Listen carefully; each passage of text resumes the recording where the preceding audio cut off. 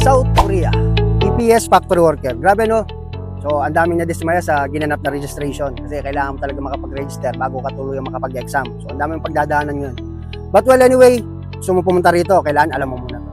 Alam mo ba bilang isang EPS factory worker, kung ninanais mong pasukin ang mundo ng pagiging isang EPS worker, eh dapat alam mo to, na 80% ng buhay ng isang EPS factory worker dito, eh nasa factory lamang.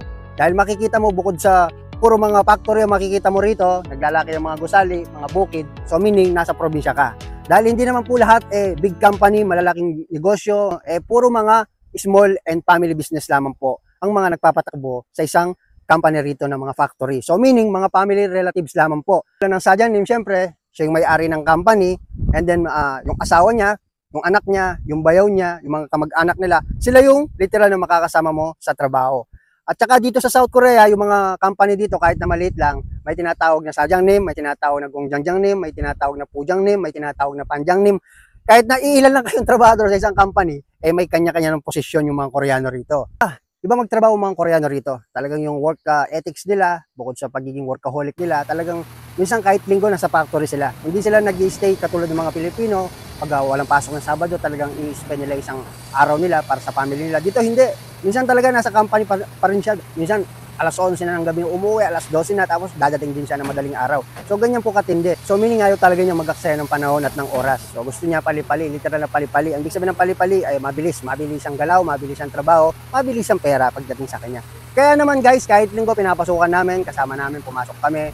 Yun nga naman hindi papasok kasi kasama namin siya nagtatrabaho, na dapat sana yung araw ng Sabado ay naka-relax kami, nakapahinga kami, at parang talagang hindi ganun kahataw yung trabaho. Pero nagkamali kami kasi parang nangyari wala ng Sabado. Katapos ng Biyernes, Lunes din. Kasi yung klase ng trabaho at galawan namin parang Lunes na rin. Mula Lunes, Martes, Miyerkules, Huwebes, Biyernes, Lunes na naman, tapos Linggo. Wala na talagang literal na Sabado. Ganyan po katindi yung company namin. So pinapasukan din namin. At the same time, siyempre, wala ka rin namang magagalaan sa ganitong klase ng lugar. Kaya naman, sinusulit namin sa tuwing sinasabi niya sa amin na walang pasok kinabukasan. So pag walang pasok kinabukasan o kaya naman nag-out kami ng maaga, dali-dali kaming pumunta dun sa kainan. Kasi bilang isang EPS, bilang isang OFW, kailangan din natin alagaan yung katawan natin. Hindi naman puro trabaho na lang. So syempre, kailangan din natin mag-invest, hindi lang sa mga bagay na literal na pwede kang kumita, investment sa lupa, sa bahay, o sa ginto. Kailangan mo rin mag-invest para sa sarili mo. So paano ka mag-invest para sa sarili mo? Pakainin mo ng masustansya, masasarap, na pwede kang lumakas yung katawan. Yo, what's up guys? Welcome to my vlog and again and again. Ito ulit-ulit na lang. So sa previous vlog ko, wala kang makikita talagang Pinoy dito. Kami lang naglalakad.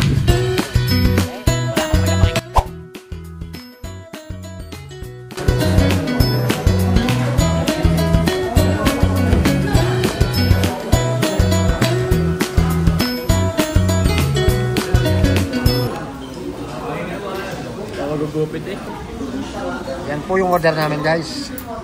So bali pagka-out namin, para din na kami magluto. So nakugalyan na namin na kumain muna dito bago kami mamalengke. Grabe makakitawagas.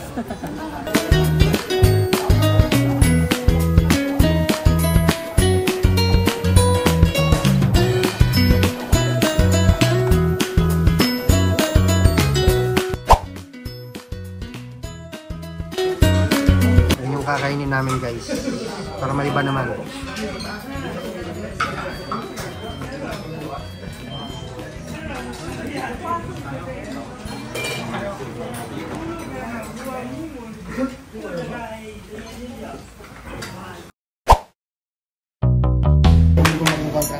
Gusto ko maging kontraktor para wala ka rin nakita. Nakasama ko sa kakasukan.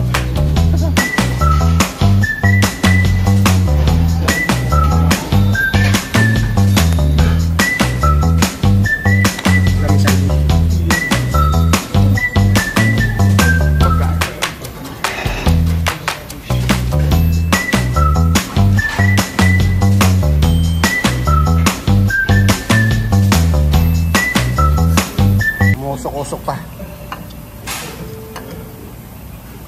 Sarap nito, Rudy Boy. Sarap nito, Rudy Boy. Umuusok pa, oh.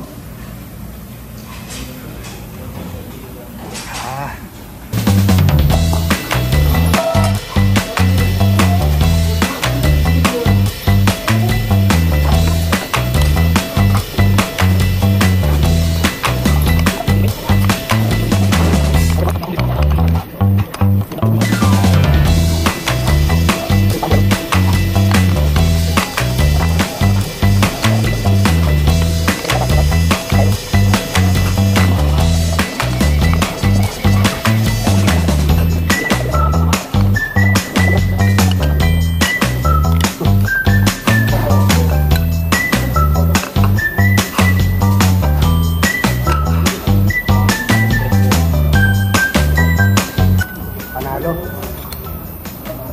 Panalo naman, kulit man. Panalo sa sarap.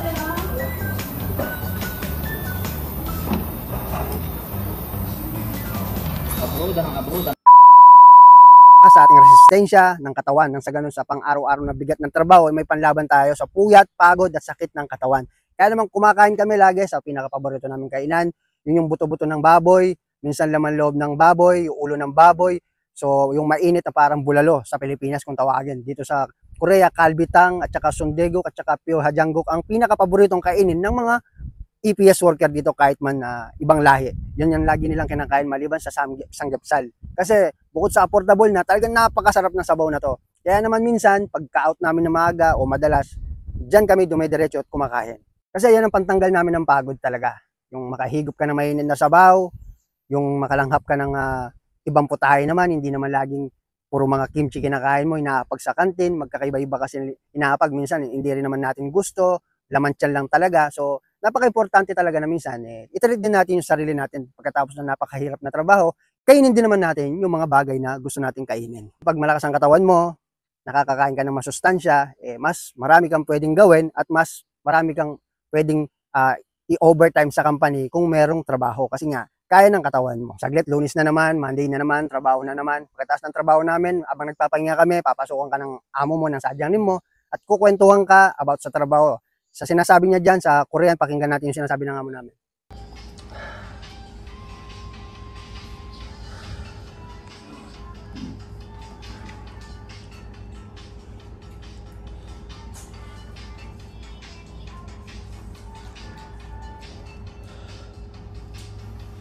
이제 이달에 좀 바빴는데 이달에는 조금 날 이전해주면 또 바짝하자고 조금 늦게까지는 좀 덜 할 거야 이달에는 어? 뭐 하고 뭐 급한 거 이거 할 때 그때만 바짝하고 떠났는데 아직 최종 그래서 그거 결정이 아직 일본이 휴가가 Pinang amo namin dyan, sabi niya, idale, yung month na to, magiging busy daw. Lagi naman niya sinasabi yan. So sabi niya sa mga magdadaang buwan, magiging mahina na, hindi na ganito ka-busy, hindi na ganito kahirap yung trabaho, hindi na kami magbubuhos ng 4 o 3 beses sa isang araw kasi napakahirap talaga yung tansong binubuhos namin. So parang medyo ihina daw ng konti, sabi niya. Pero sa loobin namin, lagi naman niya sinasabi yun. Kakausapin niya kami ng ganun, ang ibig sabihin nun, parang inuutulang niya kami at magpapapasok kinabukasan. So yun nga, pumasok yung isang kasama naming Nepal dahil nga yung trabaho niya siya yung tagaluto ng tanso at may problema yung lutuan namin. Kaya trabaho niya yun, kaya pinasukan niya. 사장님 여기 있어?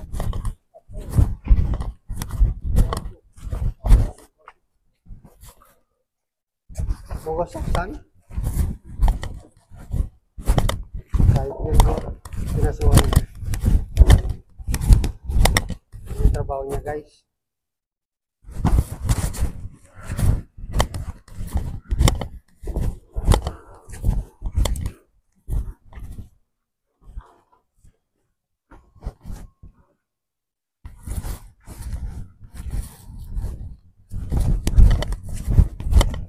So, nakulit din siya.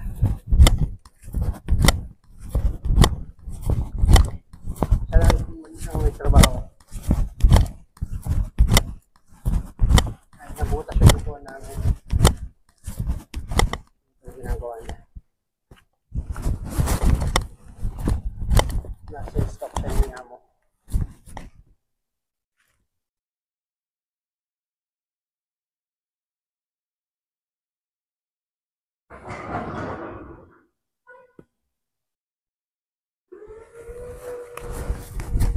Na dapat nagpapahinga siya kasama naming 6. By the way, 7 na pala kami na dati 5 lang. Nadagdagan kami ng 2. Mga Nepal lahat kinuha ni Amo. So gustong gusto niya yan dahil nagtitipid, ayaw niya magbayad ng kukmenyonggo. So dyan umiikot yung buhay namin bilang isang EPS factory worker. Malayong-malayo sa mga ini-imagine, iniisip o ini-expect ng mga iba ng kababayan natin na napakaganda ng South Korea. Kung ako tatanungin sa sarili kong opinion, mas maganda talaga ang Pilipinas. Dahil ang South Korea hindi siya ganun kalakihan, parang isang island lamang to sa Luzon, Visayas at Mindanao. Baka yung parte ng Luzon lang yung sakop na lahat ng South Korea. Napakalit lang ng South Korea. At napakalit din naman ng populasyon nila rito. Alam naman natin talaga na hindi ganun kadali lumabo ang populasyon nila dahil karamihan nag-aasawa sila. Minsan isang anak lang talaga ang meron ng mga Koreano dahil takot sa responsibilidad. At isa pa talagang yun ang talaga yata nakasanayan nila. Hindi tulad sa Pilipinas. noted yung Korean government nila rito, willing magbayad, magbigay ng halaga ng pera para lamang sa mga gustong magkaanak, susuporta ng gobyerno, yung mga natatakot magbuntis, magkaanak ng higit sa 2, handang sumuporta yung gobyerno nila rito. Kaya nga sabi ng karamihan, yung mga kababayan dito, padala daw sa Pilipinas. Tignan lang natin kung hindi yan mabubuntis. So by the way guys, nandito tayo sa lugar ko. Yan, medyo parang babagsak na naman yung kalangitan. Parang nag-iipon lang siya ng tubig sa taas at ibabagsak niya. So rainy season ngayon dito. So yan ang lugar ko ngayon kung nasaan ako. Usually lagi tayo nag-jogging dito. So yan talaga literal na parang bukid dito sa South Korea. Para ka lang nasa Pilipinas lang din yung ambience. Kasi nasa probinsya tayo mga kabs. Sa South Korea, pati bayan ng loob dito.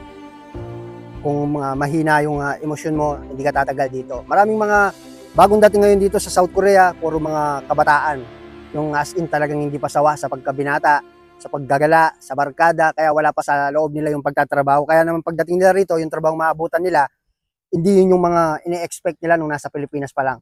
Pero nung nasa Pilipinas pa lang sila, sinasabi nilang lagi, ay kaya ko yan, makapag-Korea lang ako, talagang hahatawin ko. Hindi ako magtatamad, magsisipag ako, papakita ko kay Sadyang Nim na deserve niya yung pag-select sa akin.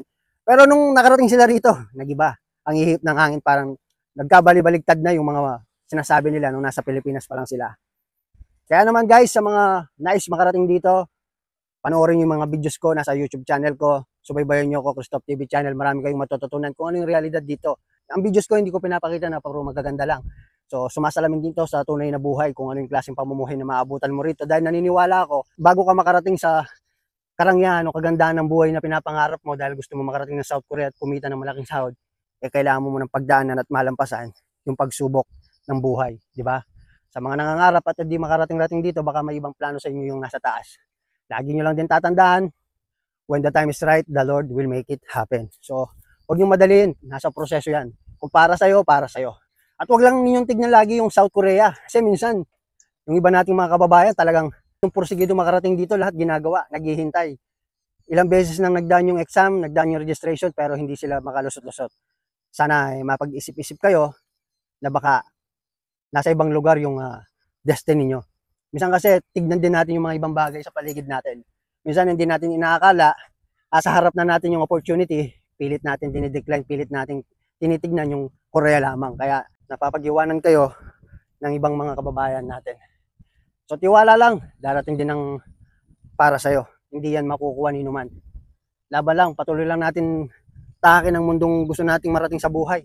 Mas maganda na yung may ginagawa ka, kahit na maliit lamang yung kinikita mo.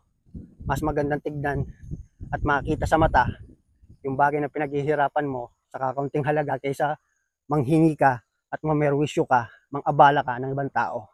Yan ang lagi mong tatandaan.